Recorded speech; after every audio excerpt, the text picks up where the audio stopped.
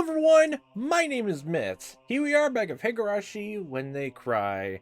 And literally we're now firmly into the scary section of this chapter. Keiichi and Shion are now being suspected of having some involvement with Tomotaki and Takano's deaths. Yes, plural. Their both bodies been found. Tomotaki's been found dead with elaborate suicide, scratching his own neck as per the first chapter. But Takano's body was found almost stripped halfway down near naked and burned alive in an oil drum in the middle of the woods just outside of the prefecture of the towns. And because Keiichi, basically thought the police were talking about him, breaking into the storehouse and all that, he's kind of put a bad impression on himself, and now Oishiyama is now a firm, antagonist here. And Shion is now, they have to help each other out, and Keiichi literally just went on a whole goddamn tirade of blaming her and nervous breakdown. Oh boy, he better goddamn apologize for that, the next day. Go to her workplace or something like that. Please. Liz. We still haven't gone through these tips. Let's see, it was scrapbook 6, 7, and late night phone call. Oh boy. Starting from first.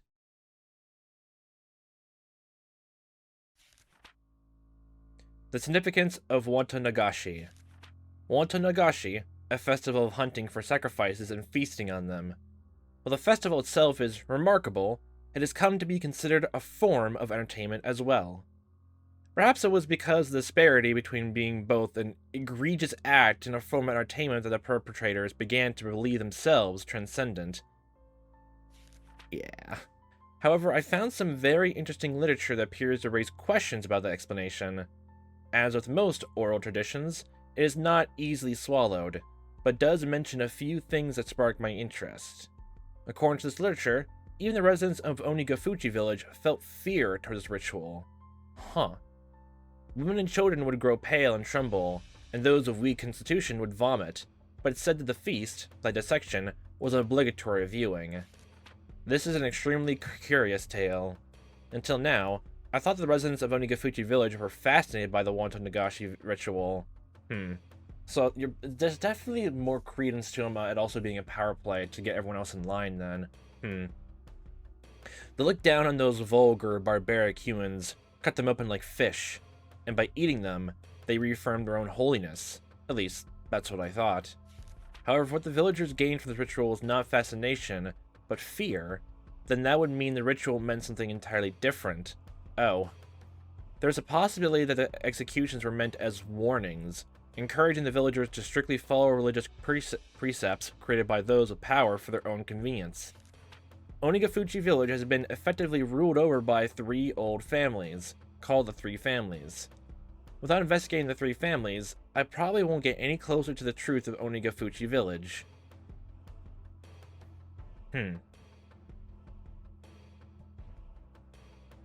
Intriguing. So it's definitely just a power play. Scrapbook 7. The 3 families. Oh, finally we get to learn about this more. The 3 families refers to the 3 old families who effectively came to rule Onigafuchi village. To break it down, there was the Kimiyoshi family, the Furude family, and the Sonozaki family, and each of them still exists today.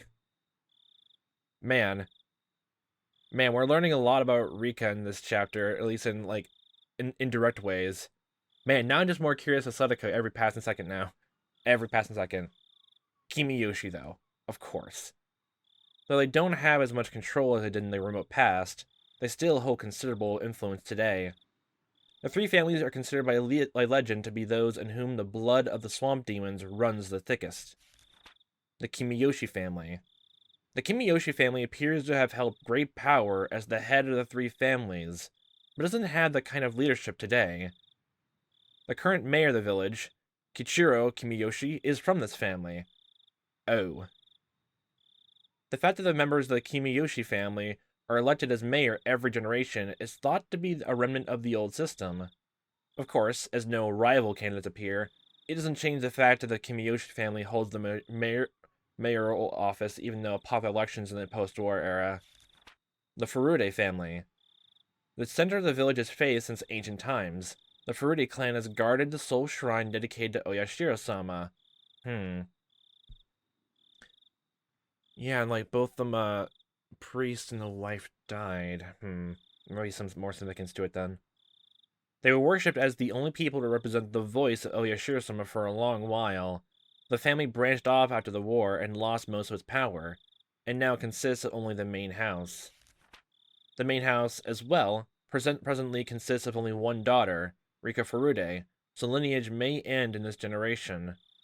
There is apparently an old tradition of honoring females of the Furude family, so the only daughter, Rika, is the subject of much respect among the elderly of the village. The Sonozaki family.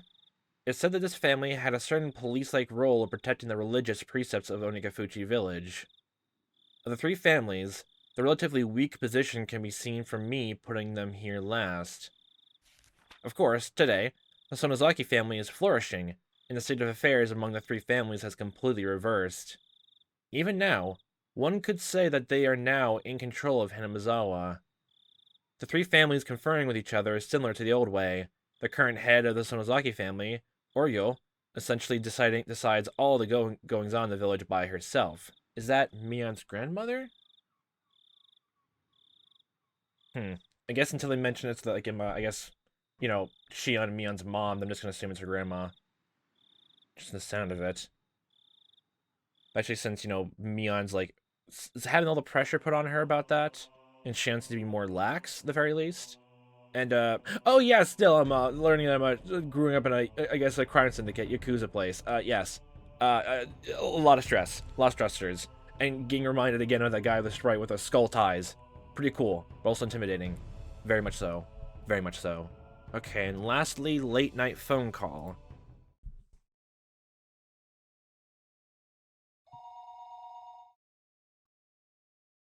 Oh, excuse me for the late call. I'm Kimiyoshi. Is this the head of the household? Yes. No, not at all. Thank you very much for that. Yes, well, you see, I do apologize for calling at this hour. I was wondering if our old man was visiting you at the moment? You got that right, yes. Once again, I'm very, very sorry for calling so late. Goodbye. Click. So? No good? I'm not sure what to do. He may be passionate about it, but he always at least gives us a call. You called everyone he plays Go with, didn't you? Oh. Hello, this is Kimiyoshi. Oh my. Oh, so you're talking about the mayor. Like, wait, he plays Go with Keiichi's parents, at least one of them? Okay. This is Sonozaki, how'd it go? Have you found the mayor?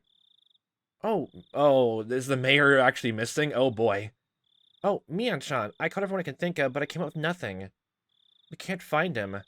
What do I do? Where could he be idling about? I put a word in with a bunch of people who might have an idea, but nobody did.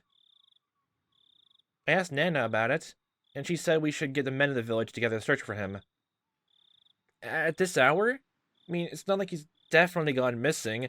I think even at this point, it's really just the time is of the essence. Once Nagashi just happened, I think we should be a little more cautious. If we still can't find him, then we'll notify the police tomorrow morning. Whether or not we find him, though, we should refrain from making any false accusations. Ariel-san said that? Just in that one line itself, it just makes it sound like either Mion's lying or like Lilium, she's just in the dark as everyone else is about the curse itself. Ariel-san said that? Okay, yeah, it was definitely Nana then. Yes, if we can't trust her without hearing her voice, then I can put her on for you. No, that's fine. I understand. We'll get the men together and search. If we still can't find him, then we will notify the police in the morning.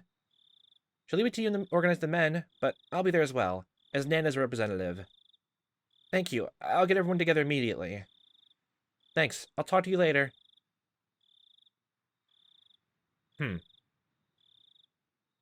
Okay, so the disappearance of the mayor is going to come up soon. Is it going to be like he's literally just gone, or is he like just going to be gone forever? Does that mean there's going to be a second person to go missing then? Intriguing. Continue on. There was no way I'd be able to sleep. When she hung up the phone like that, I realized for the first time what kind of situation I was in, as well as who the only ally who would support me was. I waited with bated breath for Shion to calm down and call me back. What would I do if the phone rang while I was sound asleep? No matter how long I waited, however, it never rang. Yeah, it's your own fault. Exhausted, whenever my mind started to wander, I would jolt awake as though I heard the phone ring. In the end, I brought the cordless phone with me into my futon and went to sleep with it in my arms. Though it still didn't amount to anything. Morning came, and by that time, I was pretty sure she wasn't calling back. That was when a fierce drowsiness assailed me. Damn it. This is no time for sleep, Keiichi Maebara. I saw myself in the face a few times. Yes, wake up! Ugh! Okay. Then I went to the washroom and washed my face, which is something I usually didn't do. Make it a habit. That wasn't enough either, so I even brushed my teeth. After that, I was finally wide awake. When Mom saw how strange I was acting, her eyes went wide. What's wrong, Keiichi? Are you going somewhere today? Yeah, to school. It's the weekend, I thought.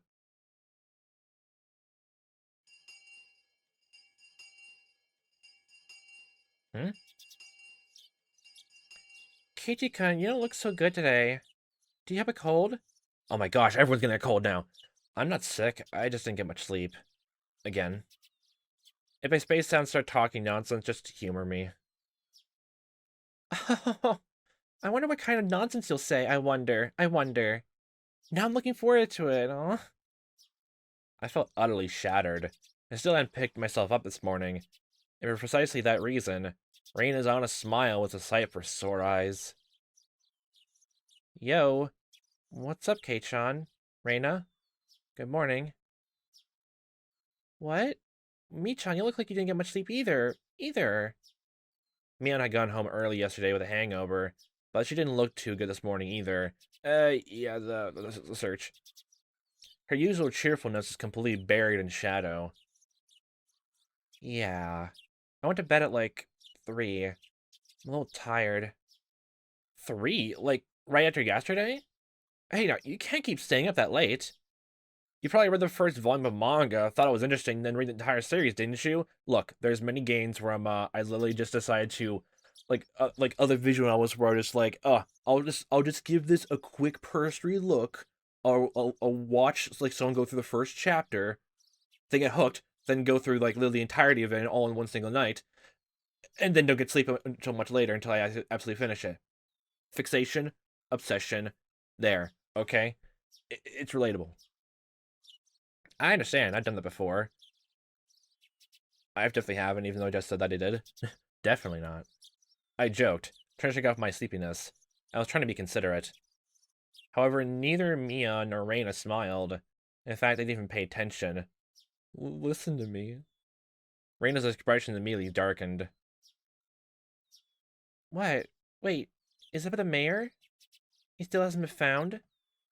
Nope. Hey, wait a minute. What are you talking about? You can't find the mayor? In the classroom, which was normally bursting with bright, joking voices, seemed filled with a different sort of murmur today. Good morning, Keiichi-san.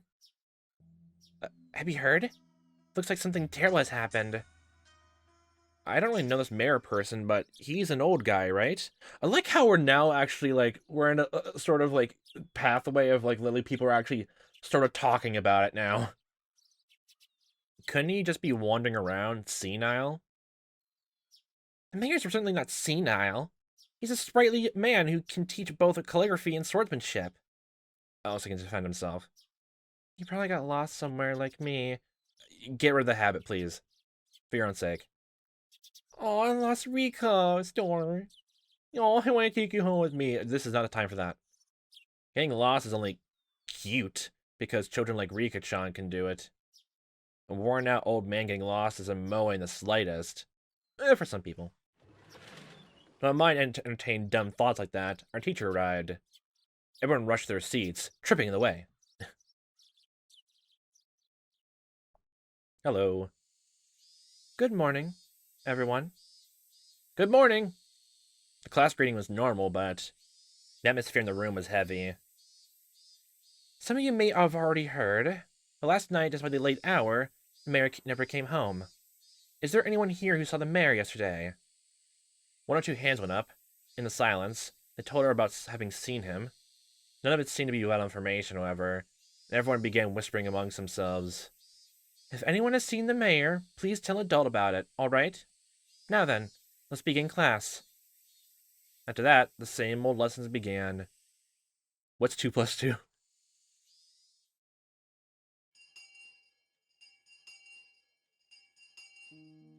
The rumors, once quieted, blossomed into flowers again at lunchtime. I could hear a few different conversations.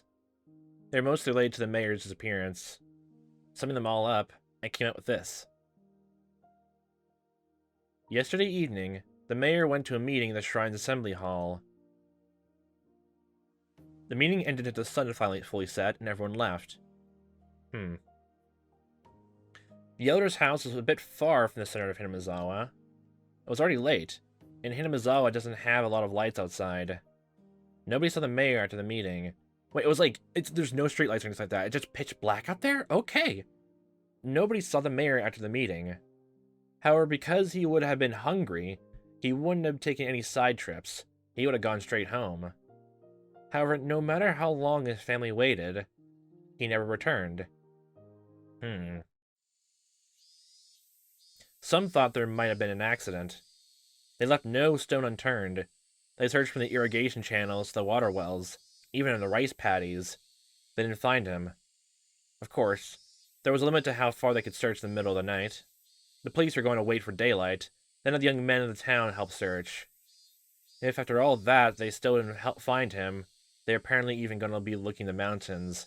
This isn't going to go down to, like, I guess, little kids helping. Oh boy, that's just another way from Oishi to try to get closer to Keiichi, and what were you doing? Even now, at this moment, the adults were probably all searching for him. The more they searched in vain, the more time passed. The only thing that came to mind was the curse. The rumors of Onikakushi, of the demoning away. Had he become this year's sacrifice to Oyashiro-sama's curse, which had recently been occurring every year?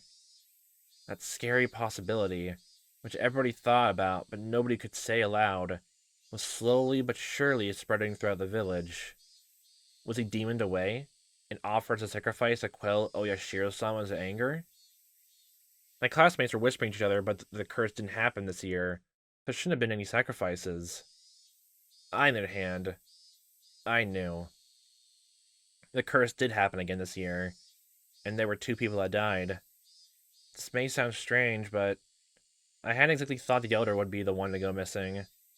My reason was clear. I mean, yeah, it makes sense. You didn't hear anything about the mayor at all. You don't know him. Shion and I should have been a higher priority than him.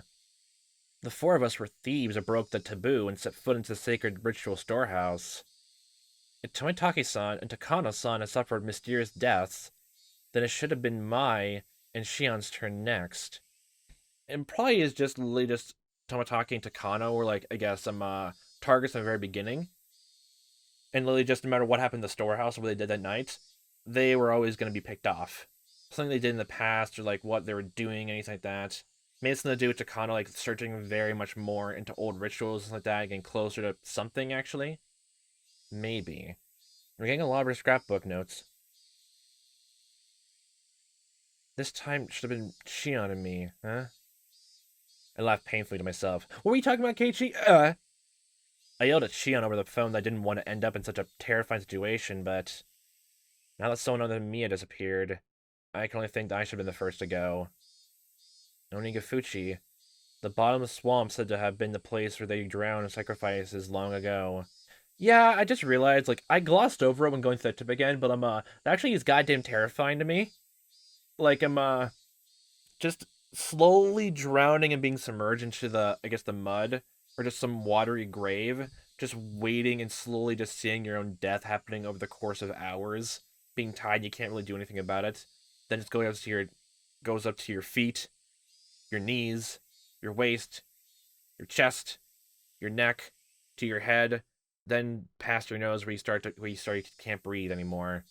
Man, I said a few times before that uh, I basically remember knocking my head when I was wakeboarding when I was at a beach in California once, and I thought it was the closest time I ever got to drowning. And my God, that was terrifying. I basically set out of swimming for the rest of the day. I think the rest of the trip actually because of it. Like, my God, that's fucking terrifying. Oh God. Okay, just the waves just washing over me and just like made just pushed my head to hit down into the ground, like into a giant thunk on the ground. Then I was just swirling around in a panic. Man, God, it's worse here then. Oh God. Just as it ran through my thoughts, the villagers must have also considered the swamp. Maybe police divers are plumbing its depths even now. Oh God, there's also the whole thing as well that well, maybe I'm just thinking back to the whole accident thing of like about two people like falling overboard. Well, they're like maybe what was it? Like maybe like they hit the water and like they got. I'm just wondering now, like if someone young and like I guess like I guess the couple who was like on vacation, but they like a railing basically snapped and they like fell over into the river or something and drowned or died like that, and they found one person's body. If like the wife of the couple literally was like in the same position as well and is like also dead, they just mean just they hit the water and like they struggled against the waves or anything like that, or literally they just wherever they were they just couldn't swim anymore, or then in such a panic they drowned themselves accidentally. Ugh. Oh God. Maybe police divers are plumbing its depths even now. They probably won't even find anyone. Not a single missing person ever been found. They always suspected Onigafuchi, but not once had they ever turned up a corpse from it. After all, it was a devilish, bottomless swamp from which no one who sings can ever return. I could hear someone telling their friend that in the classroom. Oh, now you mentioned it, Satoshi-san. He left around the time last year, didn't he? Huh? Satoshi? I was wondering if we're gonna hear about Satoshi ever again. I've heard that name before. Hmm. He was... Right. He disappeared because of last year's curse.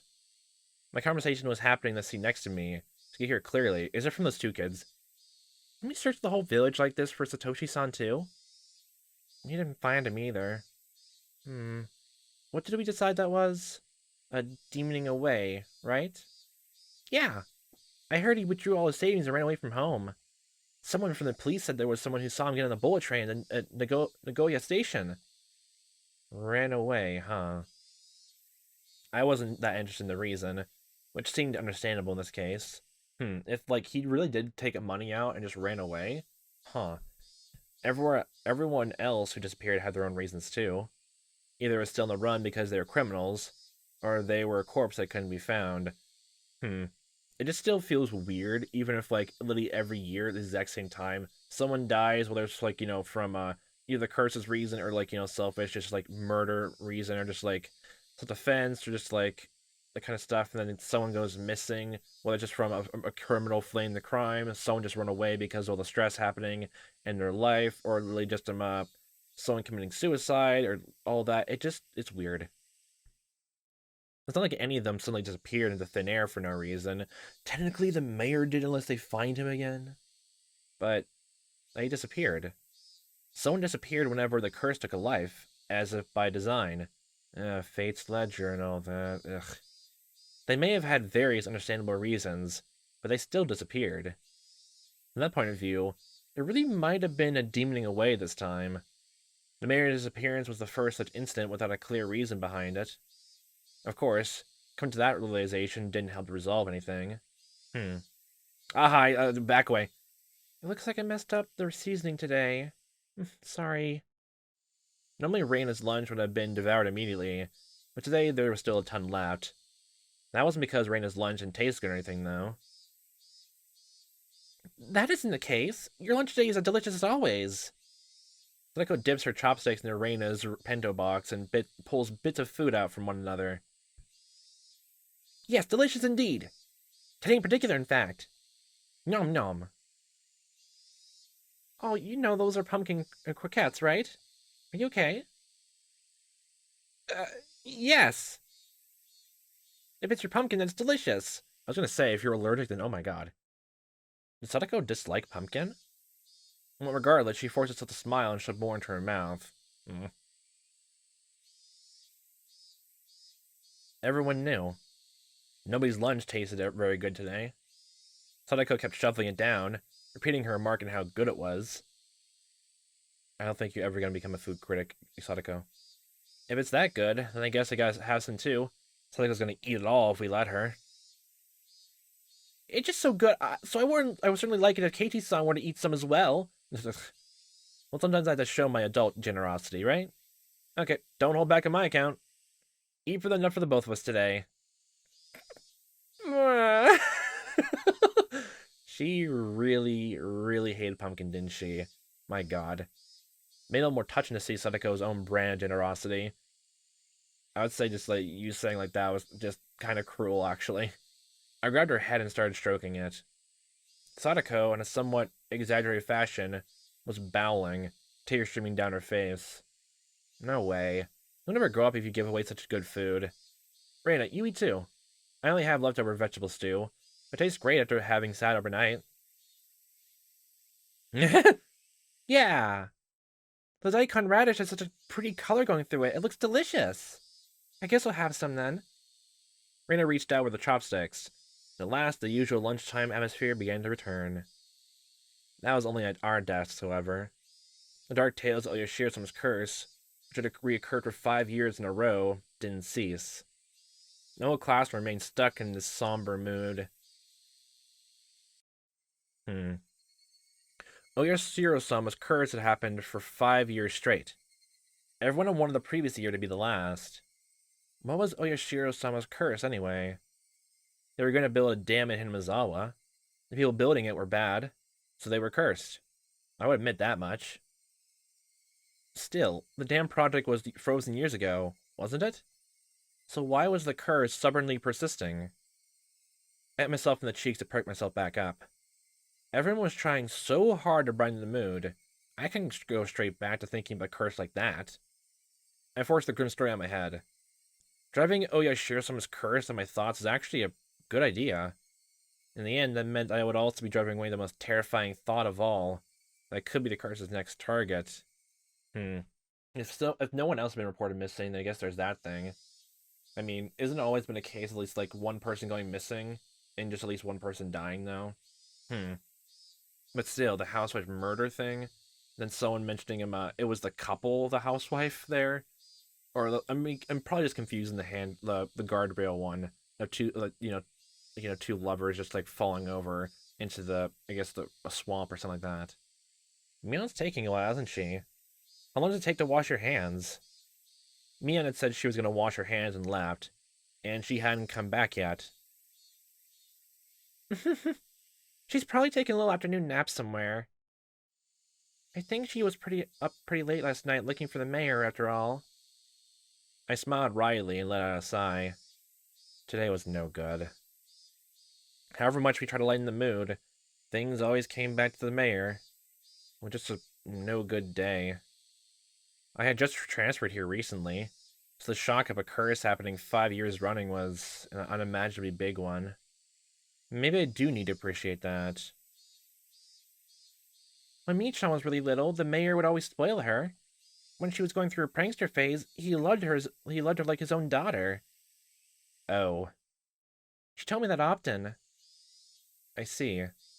Mion was in shock, too. Someone disappearing at all because of a curse is a very scary thing. If the sacrifice is someone you knew, though, then the shock must be 100 times worse. And again, I'm just thinking back to oh my god, Sadako. Sadako, as she comes to the same conclusion, bit her lower lip and looked downward. Someone help this kid. Oh, Rika-chan's taking a while too. Maybe they're taking a nice afternoon nap together? Mika wasn't out that late. As soon as she yawned, everyone gathered around her and started saying, "Good night, good night."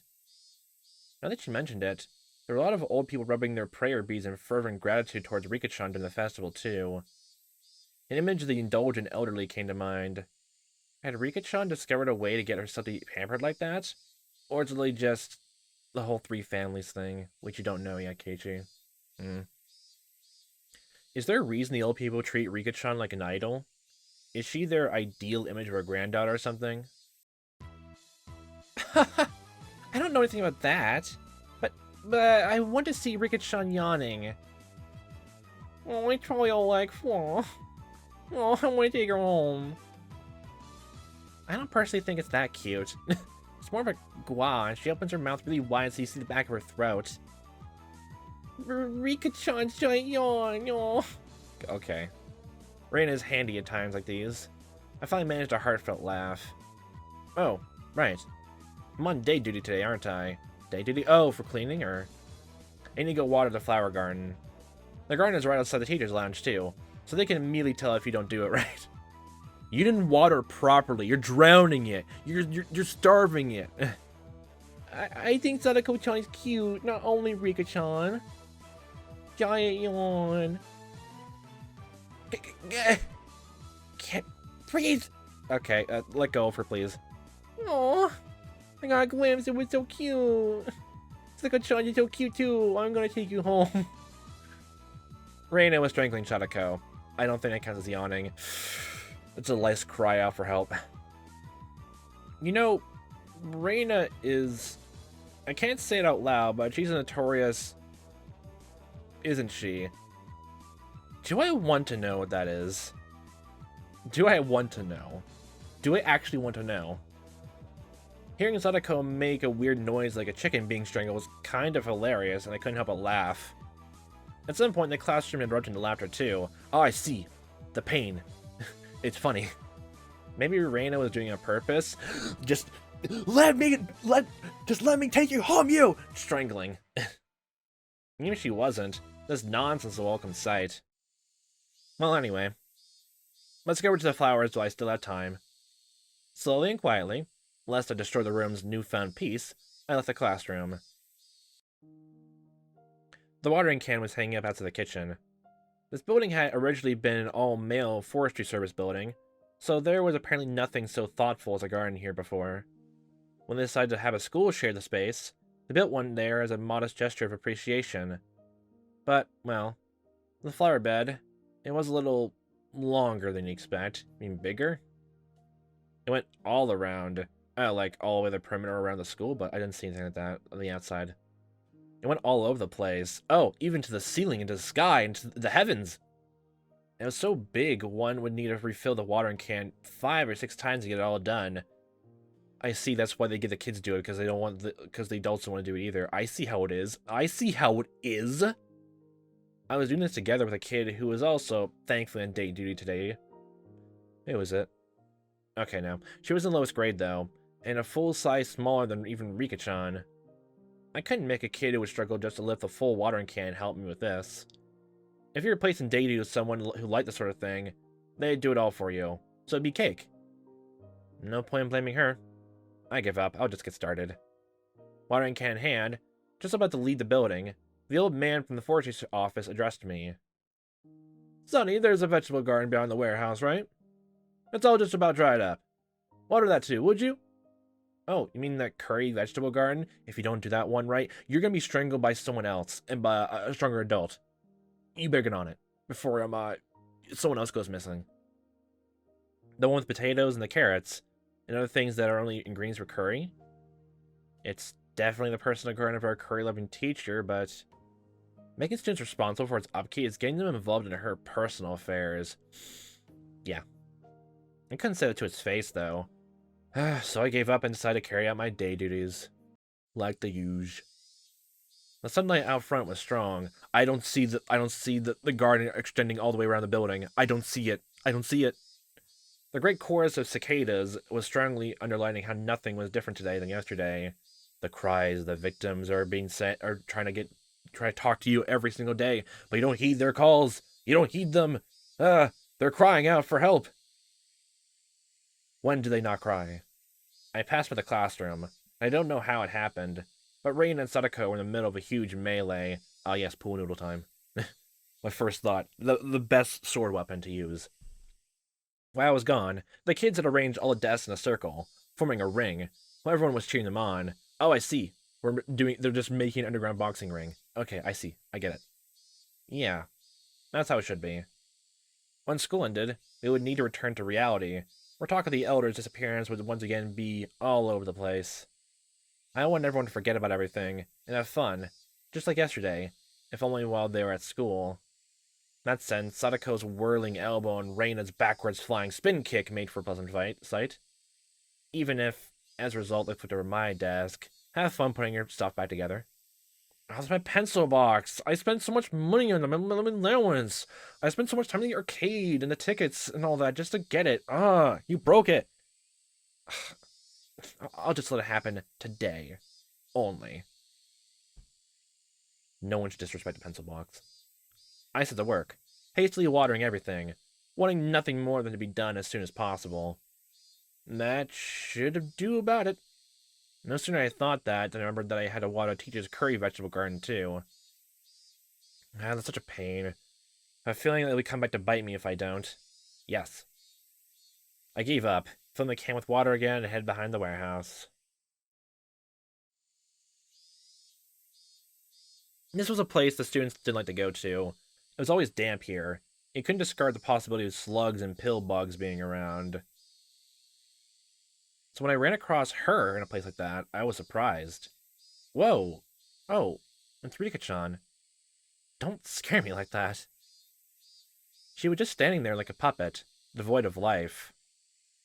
I was the only one who was startled here. Rika-chan didn't even seem to react to my appearance.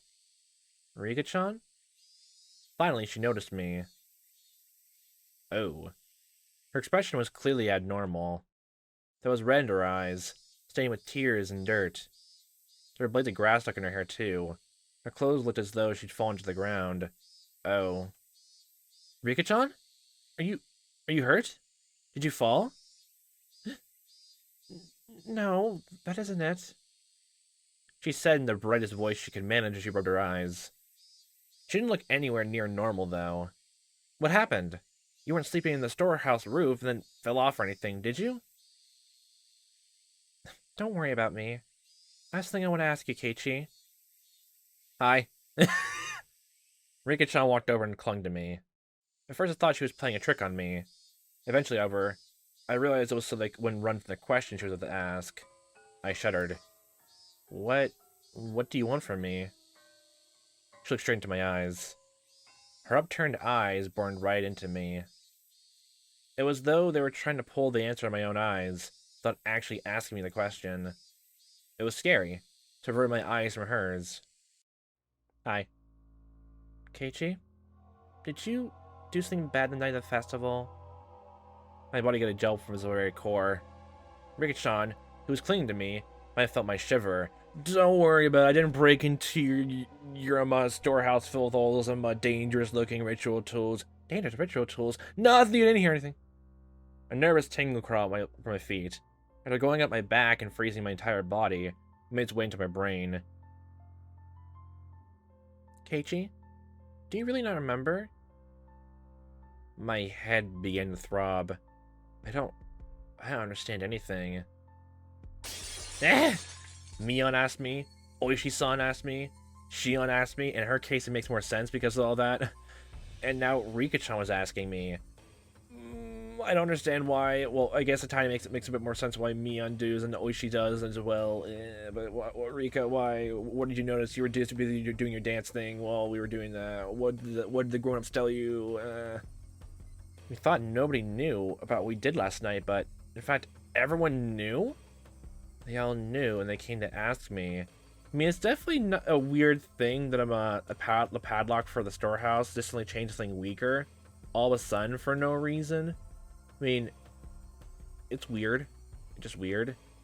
Also, I just remember something. It doesn't really matter how, like, sturdy looking a padlock is. If you know the trick of how to unlock a padlock, then literally, doesn't matter how sturdy it looks. It's gonna be the same way of how to unlock a padlock anyway. Literally. Doesn't even matter its appearance. Literally. Honestly. unless there's something like hidden there which makes it even more clear that it's something that it was picked or anything like that, then it's still just as easy to actually pick a lock. Don't ask how I know this. Again and again until I admitted it. When I thought about it, it was pretty clear the whole thing was out in the open. After all, don't Tomataki-san and Takano-san's death prove it? Keiichi? How should I respond? We never should have entered the Forbidden Storehouse. Even though I regret it so much, was she saying it wasn't enough? However, I had all but decided what I was going to say. I'm not exactly a good kid, you know.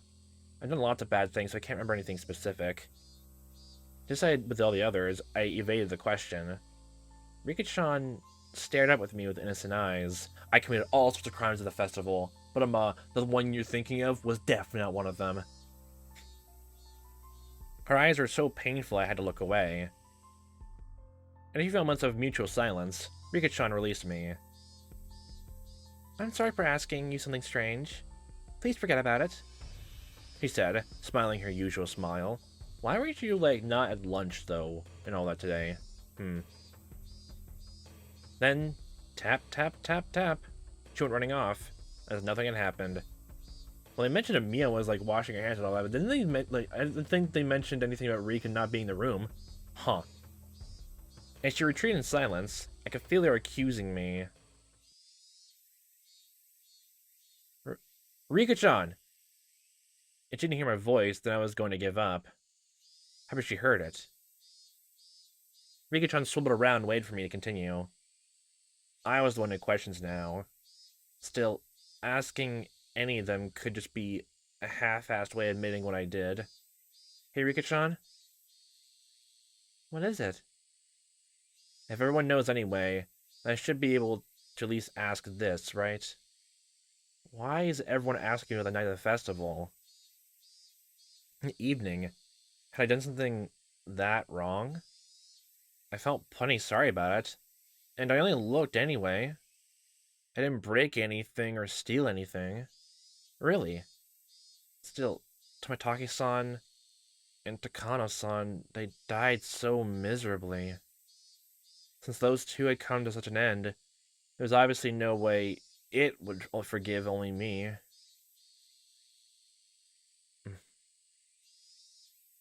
Rika-chan cutely tilted her head in confusion and waited for me to say something. If I were to admit to what happened that night, though, she might suddenly do a 180 as if flipping a switch. That would make sense. Rika-chan was the Shrine Maiden. She was at least likely to forgive me for breaking the taboo, wasn't she? Upon reflection, wouldn't telling her be more terrible than telling Mion or Oishi-san? Rika-chan could just give up and leave, couldn't she? She didn't. She only was quietly waiting for me to say it myself. Say it, Keiichi Maebara. If you really are sorry, then you should say so. Of course, it's normal to hesitate, given the crazy way Tomataki-san and Takano-san died. A pulping machine called Chaos was grinding at my brain. The juice wrung out of it, turned into big droplets of sweat, which began to fall. Keiichi? Aye. Rika-chan suddenly straightened up, trying to pat me on the head. I don't really understand what you're worried about, Keiichi. I had nothing to say to that. I lowered my head a little so that Rika-chan's palm could reach it. She petted me, kind of like one would a cat. Do you know about the big storehouse a little way behind the shrine grounds? It stores the implements we use for rituals. My breath instantly, literally stopped. Rika-chan, though, wasn't acting in a coercive way at all. Apparently, the night of the festival, a cat snuck into the storehouse. A cat? Alright. Yes, a cat. Meow meow. She knew. She realized I was in fear. I could tell she was desperately trying to choose the right words so that she wouldn't scare me. The cat always wanted to explore into the storehouse, but I was mean to it and never let it go inside. So on the night of the festival, the cat couldn't hold itself back any longer and went inside. The cat. It was clearly supposed to be Takano-san. Or wait, was it supposed to be me? Stop speaking allegories! Inside, there were actually lots of things that scared the cat. Nope, it's definitely not Takano. She made a cute gesture like a ghost coming out to frighten me. Whoa. The cat was both terrified and amazed. It ran away as fast as it could. Clatter, clatter, shibber, shibber, meow, meow. It was terrible. This cat, who are you saying it was? The cat is a cat. Meow, meow. She still avoids saying it. The cat, though, is without a doubt me. Rika-chan, please tell me. The cat, what should I do now? It was a desperate question to ask. I answered admitted to being the cat. The cat's just a cat, so I can keep meowing and everything will be fine. Everything will be fine? That's stupid. Shouldn't I just keep meowing? Jeez, Rika-chan and I have been put together an entire conversation using cat as a code word. I didn't say directly, but I had already admitted it.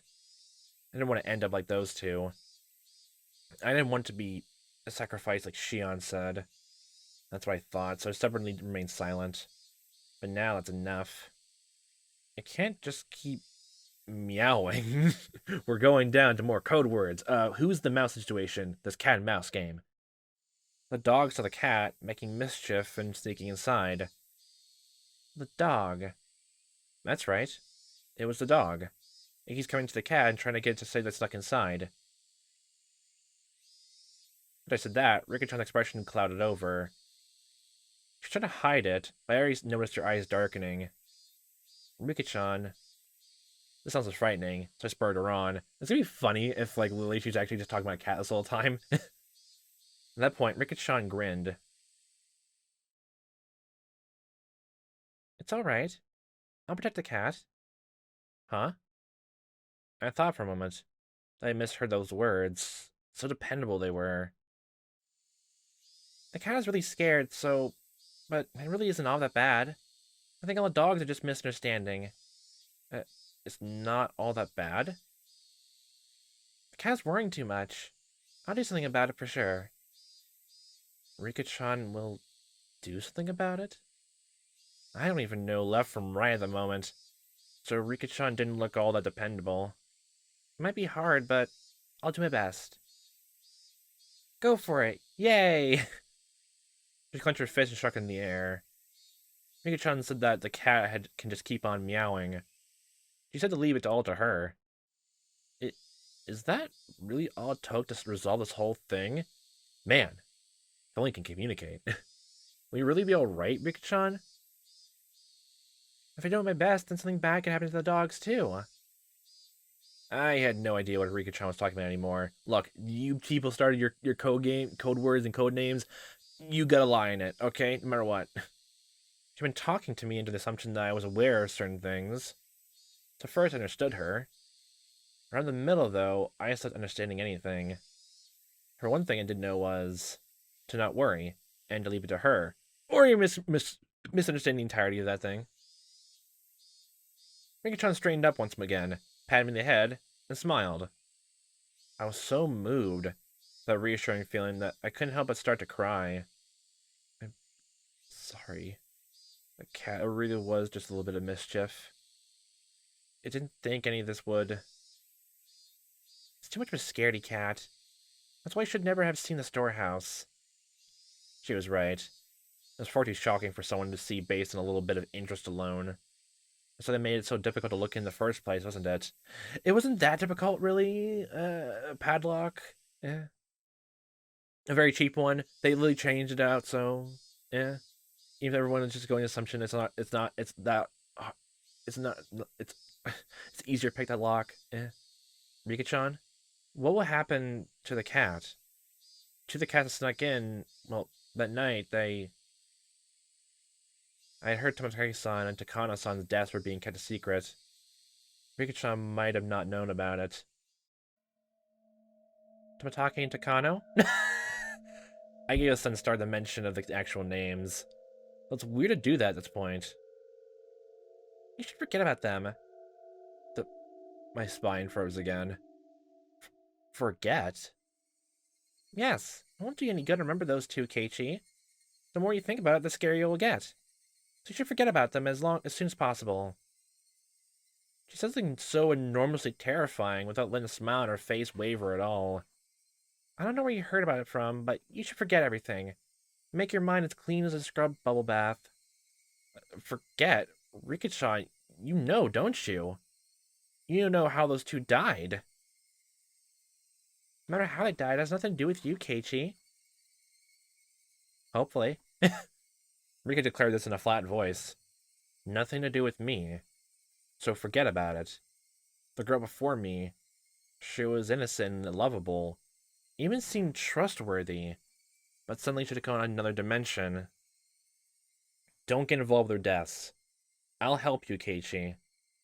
Those two contradictory statements twisted and distorted my image of the girl in front of me.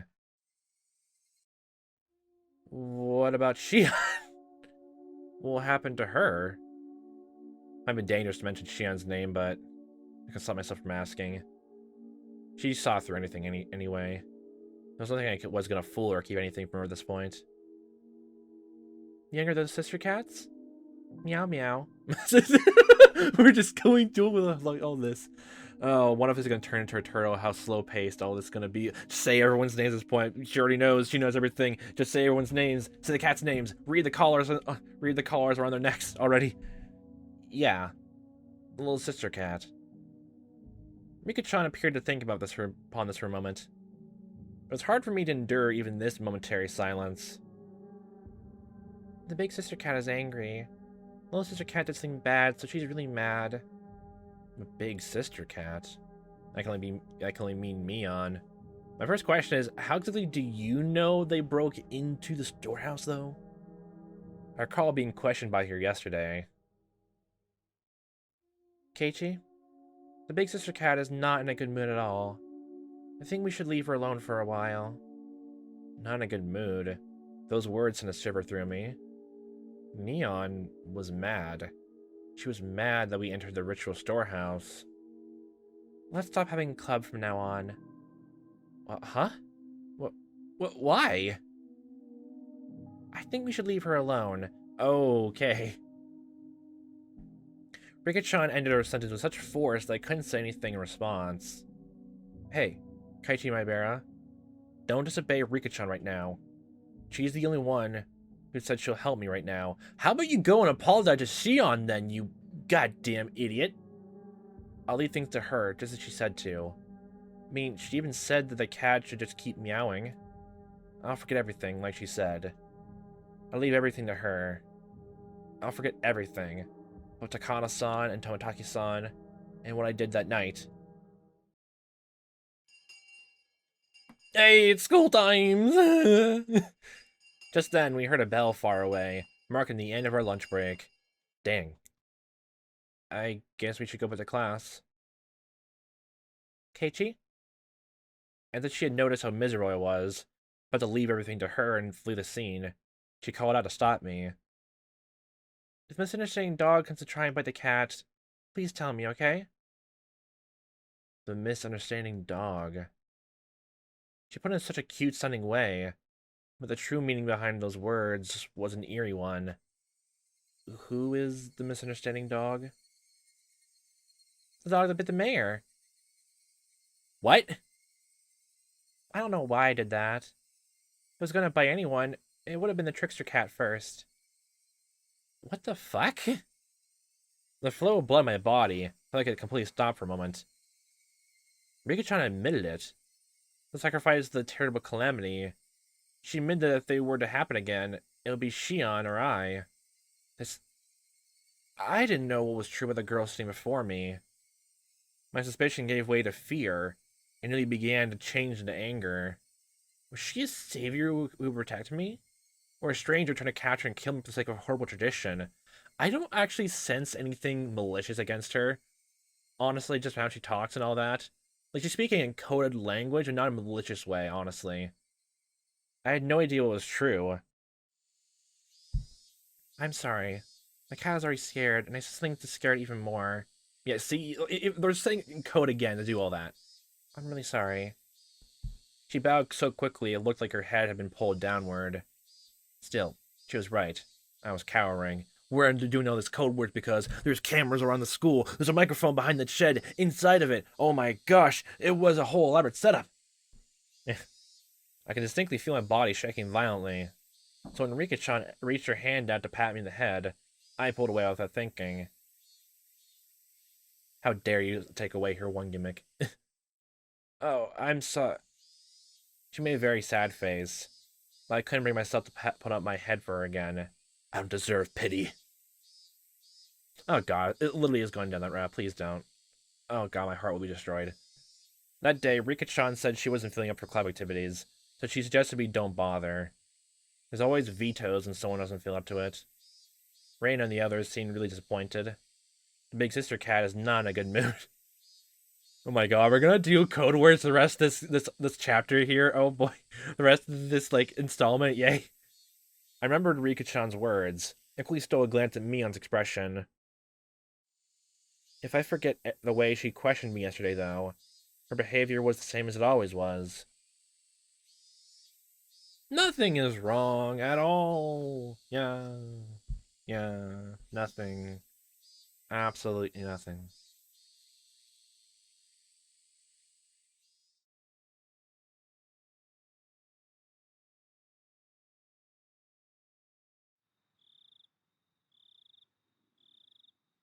After dinner, without the energy to watch TV, I climbed into the futon in my bedroom and let my head be overtaken by gloomy thoughts. I told Rika-chan anything and everything. She had seemed trustworthy at the time, but had that really been the right choice? The more I look back on it, the less I understood what Rika-chan was saying. It was that way, but never since actual malicious intent. Besides the whole fact of him, Reina and Mia basically just absolutely threatening you in different ways, even by only words alone. I did not get that same vibe at all from Rika, at all, and she would probably, I guess, the most, I guess more peed than anything else. I guess being the person like both following the rituals, the practices way much more than anyone else in the town, or grew up with like those ingrained in her head at the very least, and like really just forgiving you in a sense of like if all those code words or like all that saying are probably right. Which honestly at this point, like even though it's very a mixed bag of figuring out exactly what it is, like it's made it clear that she thinks it is him though. Even like mentioning of him, oh, it's something bad and made the cat worry. Oh, it's sad. I'm sorry, and try to pat his head again. It was literally just on the nose in a roundabout way. That's a redundant way of saying it, but still. Not only did she know about Takano-san and Tomitaki-san's deaths, but she spoke of them as if she were a concerned party. After all this time, in my futon, I began to tremble fiercely. Had I been lured in by Rika-chan's sweet smile and told her things I shouldn't have? We'll see it in the future, but right now I don't feel anything bad about her. I should have continued to feign ignorance. I shouldn't have shown her such a weak side of me. My emotions are a mix of regret and fear, and I color the darkness of the night with an additional layer of terror. Suddenly, a knock! I might have yelped. That's how surprised I was. Yip! Hey, Chief! I've been calling your name for a while. I have a phone call. It's from Sonozaki-san. Oh, hi. It was Dad. I reached out for the cordless phone through the gap in my door. Sonozaki-san, which one? The older sister or younger? I don't know. Ask her yourself. Okay, how very curt. Okay. I took the receiver and buried myself in my futon again. Hello? Mion? Or is it Shion? It's me. Shion. Okay, I'm actually gonna apologize, please. Good evening. I practically jumped on my bed. It was Shion, who I hoped so desperately would call me back last night. And I feel like one of these points, like since they sound pretty much the same, it's gonna turn into a very even more threatening thing at the very, very end. That's gonna be terrible. Shion, I'm really sorry about last night. I got all riled up then. I heard it would sound like a deep sigh on the other end. You and me in the same position, aren't we? I shouldn't have blamed you for everything like that. I'm sorry. I'm sorry, so please cheer up. I called you because I'm in a better mood. If you're sorry, then I'll forgive you, so please stop apologizing. I'm sorry that you're apologizing. Shian's tone still sounded a little angry, but for a moment, she said she'd forgive me. Oh no, I don't blame her at all. You're right, too. We're tied to the same fate. As much as I hate it, okay. Making sure the other is alright is the only way to guarantee your own safety. Yeah, I agree. We absolutely need to share whatever information we have, so that we don't die, like Takano-san and Tomitaki-san did. Or at the very least, I'm gonna have a fate worse than death than anything else. I forced myself to swallow a solid drop of saliva. Then let's continue from where we left off. You listen without getting angry this time, right? Yeah. I'll be fine. Hopefully. Okay. Firstly, it seems sneaking to the ritual storehouse was more of a taboo than we thought. I see. Well, they mentioned point blankly about the whole only the Furude family can go in without, impurifying the whole area, so I guess it should have been implied it was a taboo from the outlook. I also want to know about the flesh, tuna canning thing, though, even though Shin does not want to talk about it at all, or want to hear about it again from the sound of it when Takano brought it up. Takano-san and Tomitaki-san's miserable ends. Terrible enough that you would call them a warning. They were more than enough to make me believe that. The culprits killed those two, the ones responsible for selling the storehouse. And they'll come for us next. Eh. I know you want to deny that, but please accept it. Even if it's not going to happen at all, worst case scenario, keep in mind. It'll be too late to believe me after you're disappeared, okay? I got it. You can never be too careful after all. I don't want to accept it either. Saying that sneaking a peek at the museum of torture devices deserves a death like that, I don't want to believe it. That's what a taboo is. For those who honor it, if one breaks the taboo, no matter how small or innocent their intentions were, they wouldn't be forgiven. Let's report anything we notice that seems strange.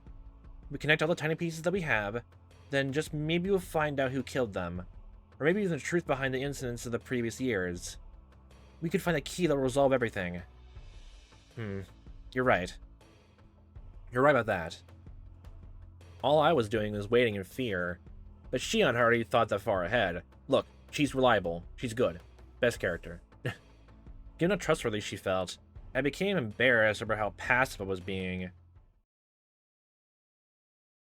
Then I'll start, since I suggested it. I feel like somebody has been watching me lately. Okay. What? It might be my imagination, but I'll tell you anyway. I think it's just me, but if you feel like you're being watched too, Kei-chan, then maybe it's not just my imagination, then. Well, don't worry. At the very least, everything's been fine for me. I think. As I spoke with Shion, I thought back on today. I had no grounds to say that everything was fine. How about this time, instead of, only giving small bits of information of what that you were threatened by Reina and Mia in the first chapter, how about you say everything that happened ever since, you last talked this time? Please? PLZ? PLEASE? Please? I see. I suppose it was my imagination. But you be careful too, Kei-chan.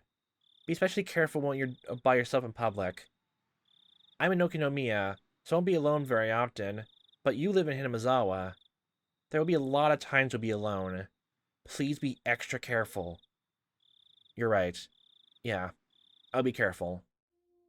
Also, about my sister. Has she been acting strange lately? Your sister... Oh, Mion. Right.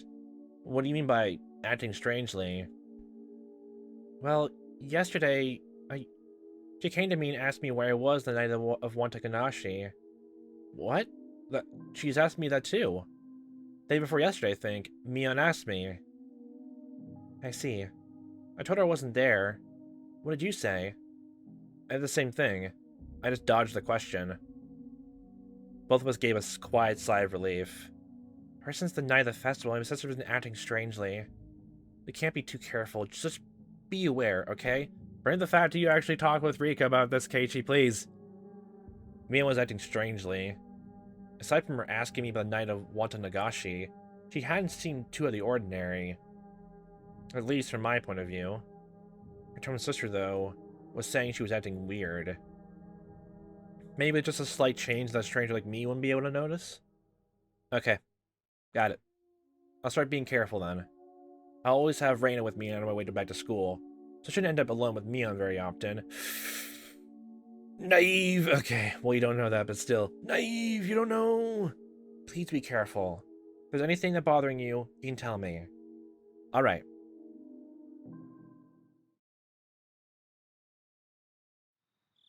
Okay. Then is there anything you want to tell me then, Kei-chan? My turn. That's right. Maybe it's reporting Ochi-san asking me the same question in the library. Oh, a time when you're too slow to escape? Yeah. Ochi-san asked me pretty forcefully whether I was with Takano-san and Tomoaki-san that night, whether I'd seen you. Ochi-san seemed to have seen the four of us together. From the police's point of view, that would make us the last people who had seen them. Yeah. I suppose given that, they'd naturally be interested in us.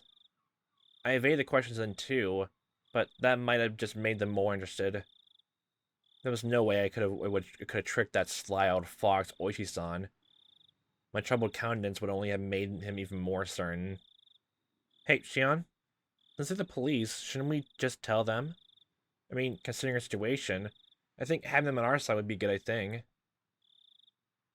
She didn't answer right away. For a few moments, all I can hear was her breathing as she thought about it. I wonder, like, since she hates the police or just hates Oishi, I wonder, like, if there's a different reason why. Now I think of it, Oishi-san said there was something possibly shady about Mion. At least, I think that's what he said. Yeah. No, he definitely did. As I explained yesterday, the Sonozaki family holds a lot of influence over Hinamizawa. Oishi's in the impression that the whole village, the Sonozaki family, the center of it all, is responsible for the recurrent freak deaths. The whole village is behind them, with the Sonozaki family at the center? Please don't get angry like you did yesterday and just listen. I remember that at home before I got too upset.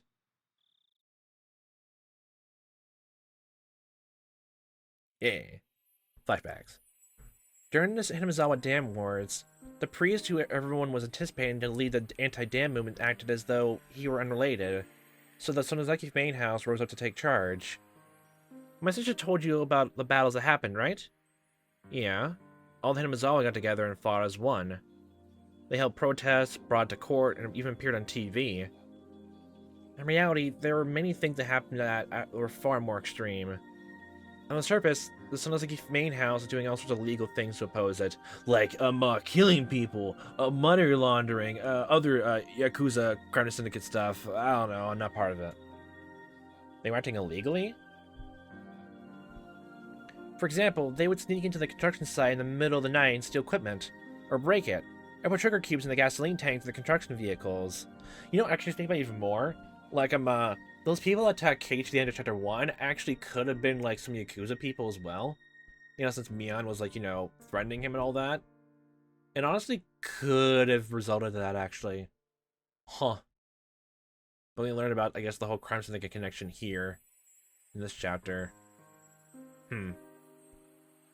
Huh.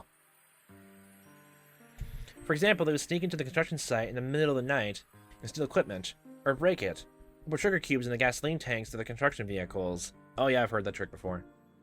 Sugar in their gasoline tanks? Well, I mean, everyone has to have a little sweetness in their lives. Why would they... You don't know? It's practically the representative guerrilla tactic. It was used by underground organizations in France in World War II, for one. You put sugar in, the engine gets burned down and breaks down. That's pretty bad, though, isn't it? Yeah. It was destruction of property and nothing less.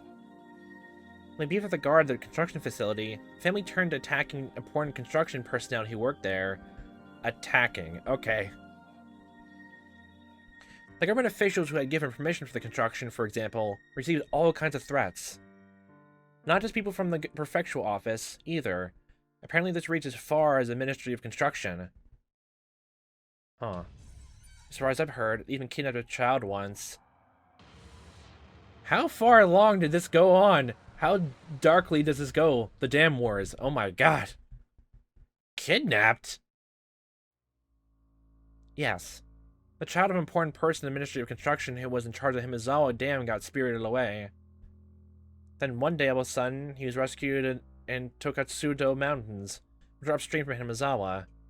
Apparently there were never any criminal accusations, but people whispered that it had been a threat to stop the dam construction from happening. Oh boy. Things are heating up in the place, okay. Besides that, there are stories about so many different threats that I couldn't possibly list them all. Wow. Wow, that's sort of bad, isn't it? Sort of! Sort of, you say. Sort of. And right in the middle of the whole thing, the first incident happened. That's when the dismemberment of the construction manager occurred.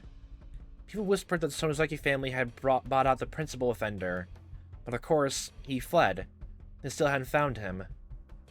When you put it that way, the Sonozaki family definitely seemed suspicious. Oishi-san even seemed to think that the criminal was erased, so he wouldn't talk. Which is pretty reasonable of him. For, like, yeah,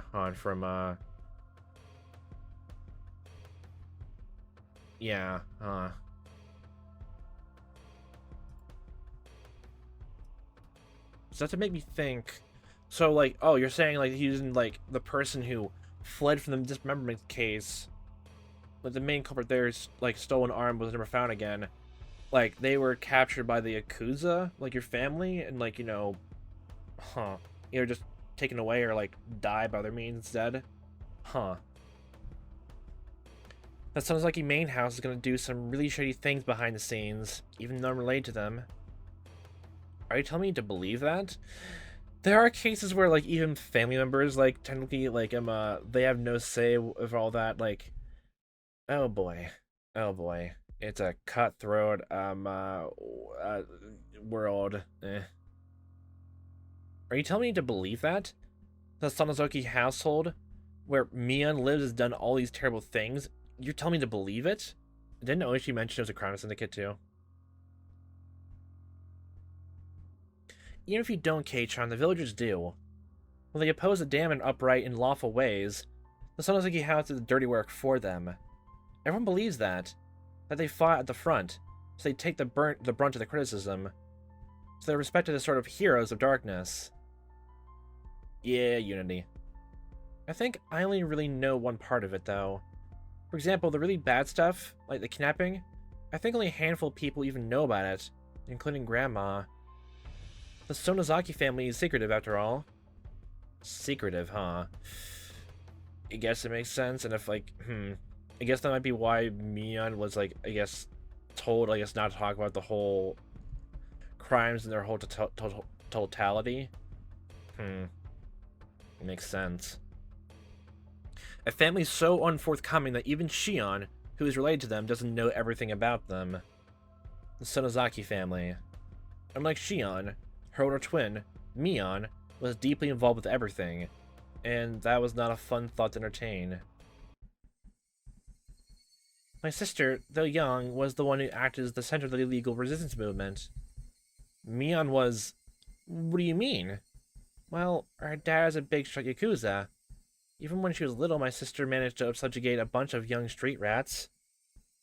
Then she played all sorts of tricks in them and just generally got in their way. Mion did that? Now she's pretty laid back, so it might be hard to imagine. She did everything. From property damage to threats and even acts of violence, and she was picked up for it countless times. No, even though she was a kid, they could get her released pretty easily.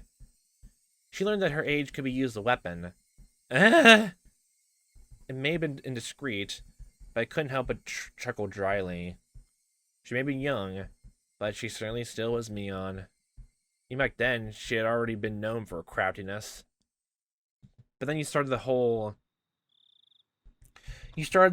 club thing, but then we're terrible at some activities at first, but then started playing dirty again. Huh. Very competitive. Something to laugh about. Please take this seriously. Oh, sorry. I didn't mean to. Shion got pretty angry at me. Well, her delinquency soon got her into a position of authority in the Sonozaki main house.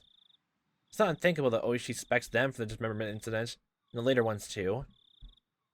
In a few moments, I was dumbstruck at the tales of Mion's past. None of them matched the image I had of her. People are deceiving. They only show you what they want to show you. A younger Mion, dirt in her hands assaults the crimes, giving the damn construction project hell. As a successor to the Sonozaki main family, she was always right at the center of the vortex of strange incidences occurring year after year. Is that really the Mion I know? Yeah. Maybe the one I know isn't the real Mion? Don't go down to this whole facade thing yet again. Don't do this whole thing again. You did the same thing with Shion. Look where that got you almost. I couldn't figure it out. I couldn't bring myself to accept these images of Mion I was hearing from another person. Well, back to the main subject. I just wanted you to know that my sister is someone worth being cautious around. Please be careful. I didn't want to understand. Mion was a fantastic friend. She'd never do something to back me to a corner like that. She did ask me pretty harshly by the night of the festival, but even that, it wasn't like she said in a mean way or anything. Oh no, it was kind of harsh. It was bordering on passive-aggressive. Alright, I'll make sure to be careful then. We're sisters related by blood, but within the Sonozaki family, we're basically of a different class. I want you to recognize how distant my position is from hers. Please. The more Shion tells me about Mion, the less I understand who Mion is. The Mion I know wasn't a dangerous person. She joked around, smiled a lot, and was full of passion. Now that I realize I've held such a view towards her, Shion was telling me to change it. To be careful around the best friend ever. The best friend ever. Like, that's another thing bringing up. Like, you just realize that now you've only transferred here for a month or two. You said at point blank, too. To doubt her. The idea was very sad. And painful. Now, about Oishi. Yeah, do something about him. If you think it's a good idea, then I think we should give him the information he needs then. Oh. I think the police on our side will work in our favor. Okay, I was actually thinking it was going to go that opposite way. Unless they try to and they respect them and everything's going to shit anyway. Okay. But man, that'd be a cool plot. I guess a cool plot thread. You thought so too, Shion. It's just, at the moment, like I explained, the police have their eyes on the Sonozaki family already. Oishi in particular completely believes they're the masterminds behind the serial incidents. That includes me, of course. So, I don't really want much to do with Oishi. Well, it also makes sense, although that rivalry too. Mion hates Oishi-san way much more than Shion. It makes sense.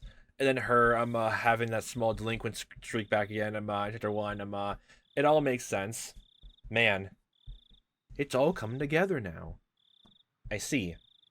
If Oishi-san had found out about the Sonozaki family's strife-filled history, then he probably wouldn't be very happy with Shion either. At last, I understood Mion's instinctive dislike for Oishi-san. It's probably on the open at this point, but try to give my name to him. If you agree to that, then I don't think there's a problem with you telling him anything. I got it. I won't mention your name. The police's investigative ability should be quite a reliable weapon for us right now. If Oishi tells you anything interesting, then let me know as well. Yeah, of course. We'll share information and investigate together. Who killed Takano-san and Tomitake-san? Who is after us? Until we know those, we need to defend ourselves. Anything else we need to talk about? Besides what Oishi told you I mean? I mean, if anything has happened, no matter how minor, please tell me. Rika-chan, bring it up, Keiichi. Aside from a discussion with Oishi-san? Oh. Should I tell her that I revealed everything to Rika-chan? She was acting like she knew something I didn't. She told me to leave it to her, but what? Oh, that's right. When I was talking to her, I mentioned Shion's name too. Yeah, have fun. Was that a mistake? Bring it up. I felt like Shion would get angry. Nothing else? Kei-chan? I had remained quiet for a little while, so Shion encouraged me to speak, unable to bear the silence. Oh, I struggled with something to say. Shion addressed me instead. It doesn't sound like it, so can I ask you something? I just heard that myself. So, is it true that old man Kimiyoshi went missing? The old man Kimiyoshi? My gut told me that was the name of the mayor. Okay. You mean the mayor? Like, I wonder how important of a role he's gonna play into all this, though. At the very least, just means either, like, no more missing people are gonna happen to the curse, technically speaking. Or, like, either way, outside the curse, you're gonna get targeted anyway, so... Yeah. Yeah. Wait, Shion, you haven't heard? I don't know anything. I just overheard my dad talking about it on the phone again. I realize I shouldn't have said that. Here in Hinamizawa, the things that happened around this time, when Oyashiro-sama's curse would recur, would all be covered up. Yeah. Actually, last night after a meeting, he didn't come home, so all of Hinamizawa was confused. They searched all through the village, but if they found him, then I haven't heard. The police should be searching for him as well. Why didn't you tell me something important right away? She shouted angrily at me, bringing all her emotion to bear. Sorry, I thought you already knew. I don't want to hide or anything. The receiver was silent. Did Shion get mad again and hang up? Hey, Shion, hello? Keiichi, what? What should I do? Shion's tiny, confused voice sounded like it belonged to a different person than this one yelling a few seconds ago. Man. What's wrong? Tell me. We're not keeping secrets from each other, right? She hesitated for a long while. Then she confessed. I'm sorry. I didn't mean to hide it. It was just that, well, the conversation got turned around and... We're on the same side, right? I won't get mad, so tell me honestly. She still hesitated for a few moments. In a resigned voice, she continued. Old man Kimiyoshi, I told him everything. Okay, well, you both are in the same boat again. I swear to God, Keiichi, if you don't bring up Rika, I swear to God. Shion seemed to think I would yell at her right after she said that, so I heard her catching her breath. Contrary to what she thought, I was a little relieved. Shion did the same thing I had and confessed everything to Rika-chan. So, in as gentle a voice as I could, so as to set her off, I responded. Old man Kimiyoshi, he's someone you feel comfortable confiding to as well, Shion? Yes. He would. When I was little, he was really nice to me. She felt the same pain as the rest of us from the mayor's disappearance. She had a different kind of strength from me on, and she continued. Her voice sounded truly sad and pained. All I did was play tricks on him, but he'd always just smile. He listened to anything I had to say. He was such a kind person. Calm down, Shion. It's not like he's dead, right? Don't lose heart so easily. Shion didn't answer. Even I said it myself. I didn't think we'd ever find the missing mayor again. We probably wouldn't even figure out if he was alive or dead. Yeah, ring up Rika. Shion must have been thinking the same thing. That night, I told the mayor that we snuck into the ritual storehouse. Also that someone saw us and was out to get us. Does the mayor know how absurdly Takada-san Tamataki-san died? Yes. He knew about it. I told him that they died by Oshiro-sama's curse, and that it could be made a sacrifice to calm his anger. I just said it straight out. Right. What then? Old man Kimiyoshi didn't get angry. He smiled, then told me that if I was properly sorry about it, there was no way I'd be demoned away. I'm scared for Rika now. He was really smiling, and he told me to leave it to him. Until Shion stopped sobbing, I was unable to find any words for her. I couldn't imagine what kind of person the mayor was, nor what Shion's relationship with him was like. Words of comfort, however, mean so much to us when we're about to be crushed by anxiety. Today, Rika-chan taught me that too. It's someone who gave me a sense of security were to disappear. Then I could guess what kind of shock Shion was in. It's my fault. Okay, nope. Oh god, no, what's happening to your side? Oh, it's survivor's guilt. No, please. Oh no. Oh. He's revealed everything. Stop it, Shion. It's not your fault. No! It is my fault. I told him everything. Old man Kimiyoshi found out about everything. So he had to have been killed. It was right, I told him after all. He disappeared the same night that I confessed, and he told me everything was going to be alright. He found out, so became involved. I should never have told him. Oh, that should have just been our fault. Only the four of us. It wasn't something I should have told someone else. He got killed because I told him. He got killed because he knew. He got killed because I revealed it to him. Hey, stop. If they were doing that, then they would obviously have killed you before killing the mayor. The order is all wrong. You or I should have been killed first. Why the hell would someone else get killed first? No, it's an order. They must be planning to kill us last of all. What? They're not killing the first people who came to mind. They start by killing those who we're close to. Then they cause so much pain, they'll kill us. That must be what they're doing. I said calm down, Shion.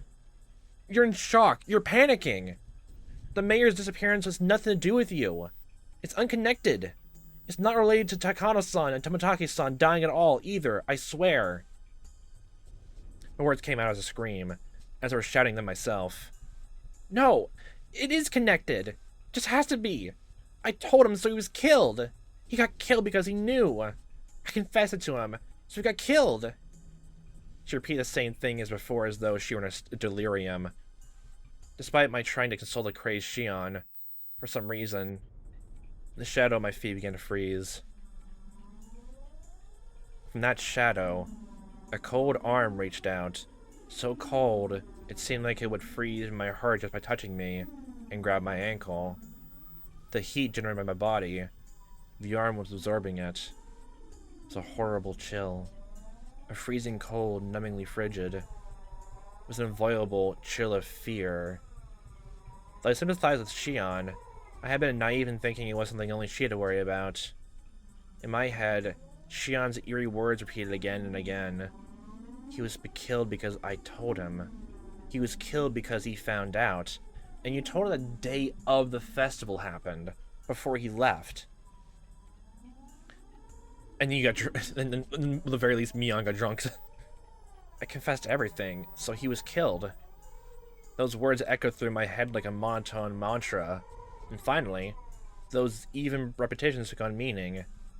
The quiet shaking that had already overtaken me turned to a violent shiver that shot up my spine. Rika-chan! It's Rika-chan! What? What'd you say just now? Well, the truth is, I told her about it too. I told Rika-chan today. Rika-chan. You mean Rika-chama? The one from the Fruity Shrine? Yes, Rika-chan. I felt so scared and uneasy that I did it. I told Rika-chan. When you did, what did she say? The cat is worrying too much. I'll do something about it for sure. That's what Rika-chan said. And then she smiled. She smiled. Just like the missing mayor had when he encouraged Shion. Oh, I'm sorry, Shion. I'm a bit worried about Rika-chan too. Right. If you're that concerned, then don't worry about me. Please, go find out whether she's safe now. Yeah, I'll do that. I'll call you again tomorrow at the same time. When I do, you'll know I'm still alright. I got it. I'll be waiting. Okay, bye. Sorry. I'm hanging up. I put on the receiver without waiting for Shion to say goodbye. The danger of Shion and myself was secondary at this point. My sixth sense is blaring alarms in my head.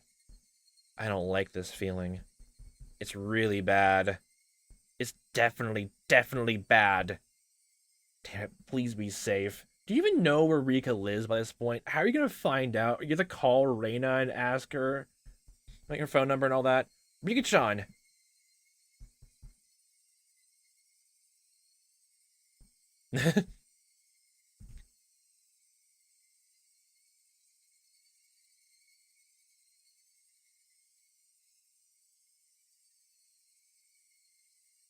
Scrapbook, note 8. Their punishment isn't over? Okay, so... Mostly just more setup.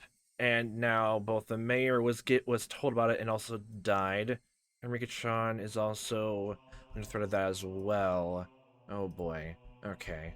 So let's see then. It was just those two, so let's see. Just to be sure. The three families in modern times. As previously described, the three families council today is a mere shell of democracy. In reality, it is a dictatorship run by the Sonozaki family. Both the Kimiyoshi and Furuta families are far from their former glory. It doesn't seem at all like they maintain the ancient traditions. Only the Sonozaki family has retained their glory from the past, and has inherited many colorful traditions from the age known as Onigafuchi village. Even the most recent, verifiable example of Wataganashi that occurred at the end of the Meijing era seems to have been done under the orders of the Sonozaki family. Refer to the three families' genealogical tree from the late Meijing. At the start of the Meijing era, the Sonozaki family wanted to push the development of Hinamizawa village, so they took a strong role in leadership. During the dam wars a few years ago, the Kimiyoshi family served as the chair of the opposition alliance, but this was in name only. In actuality, the Sonozaki family reigned as leader behind the scenes. People whispered that perhaps the Kimiyoshi family dictated acts of opposition that could be publicized, and the Sonozaki family enacted those which could not.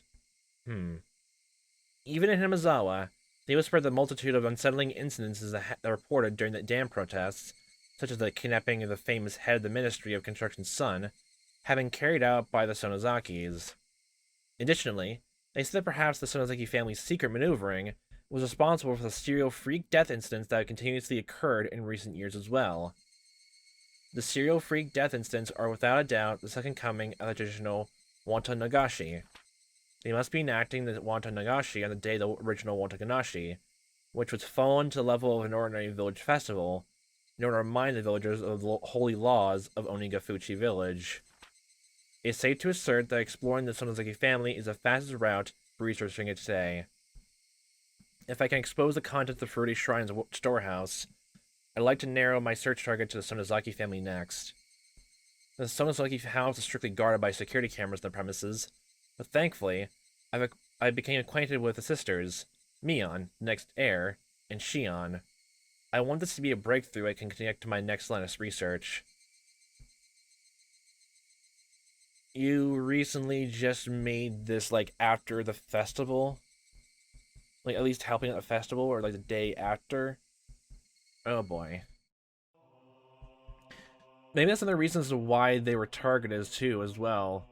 Like, it's not just, like, for people, for, like, friend group. It's literally just Yakuza men and all that. But then, like, Tomataki, like, went to claw his own throat. Still a bit weird. Their punishment isn't over.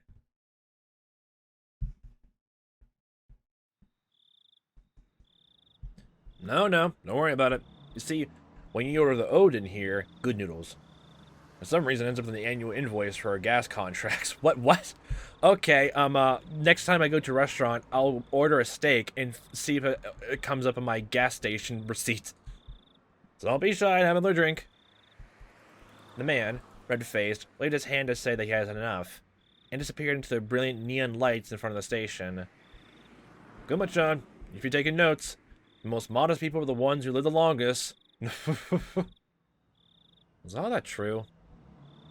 Well, I don't know about that, whether or not it's true. I think there's a meaning in hearing something that sounds so plausible. Okay.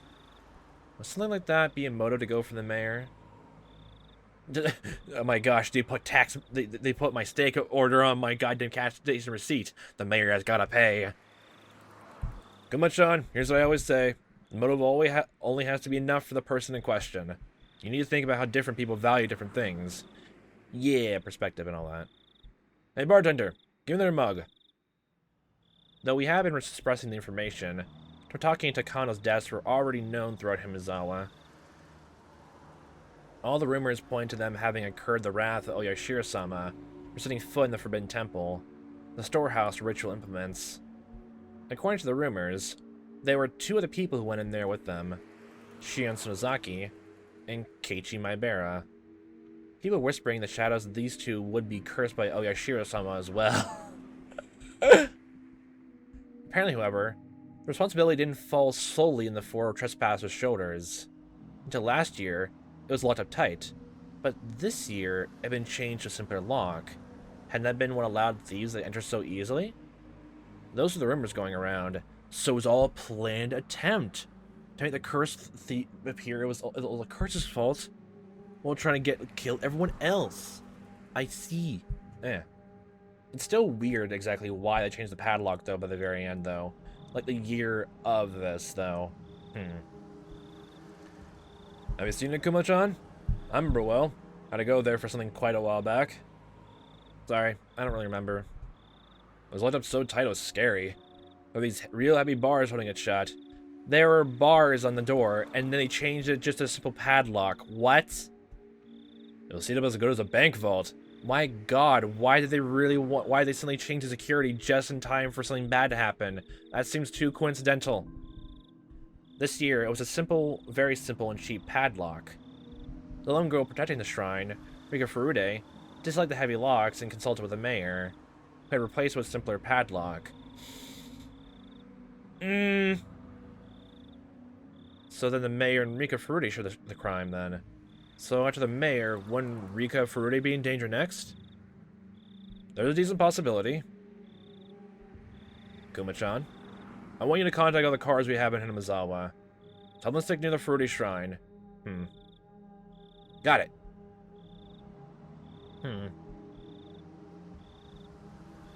At least the police seem to be looking out for Rika then, at the very least.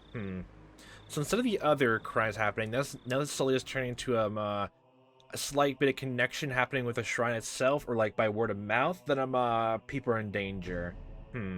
No idea. It's just like it lines up a bit well with the storehouse thing. So my very first thought actually is that there actually is no connection with the storehouse, I guess, break-in of, like, you know, killing those two. Even though it seems like on a butterfly effect sort of way, that's what they were, like, what Takano was doing the same night anyway. We never saw those two in Chapter 1 until after the stream. I mean, this chapter as well, they went down the stream to throw around some content as well anyway, so... And even in Chapter 1, like, Keiichi was with Reina until then, and was just lost in thought, and then, like, you know, Reina separated and, like, you know, went somewhere else. And then Keiichi did a long talk with Takano and Tomitake, so... It kind of lines up, the timeline-wise and like the butterfly effect-wise. So yeah, so my first thought is it's probably not has something to do with that. Especially if it was literally just only Rika and the mayor who brought up those details and that whole thing happened. That basically just debunks the whole thing, that any connection with the storehouse happening. So literally we're back to square one. We don't have any information about why anyone would target those two at all. Besides, I guess, the lead-up of I guess the only motive I can think of is literally just the Sonozaki family trying to attack the two of them and blaming the curse, so like they can get away with it, like what she was thinking. So there's that. Tomitake was attacked, or at least almost. Like, there was no bruise on his body, but there was indications he was attacked by maybe the sounds of like 4 more people. Like him brandishing a wooden log to throw around and clawing his own throat. And this Takano was literally just stripped down, and like it was made a show of her own corpse to be found. And her scrapbooks show that she really, like, in her efforts to research the whole old practices, that the Sonozaki family has connections to it, and then seems to be making drives to try to get acquainted with the family even more. Like, after just talking to Mia and Shion a bit. Just the acquaintanceship of it. I guess the storehouse thing, even talking to her there, might have, like, I guess made her a bit more confident, too. I wonder if she tried breaking into the place that night, but, well... No, she was attacked, like, the night of the festival on a walk back there. And Tomitake was going to leave the village that day as well, so... To go back to his photos and to Tokyo. So,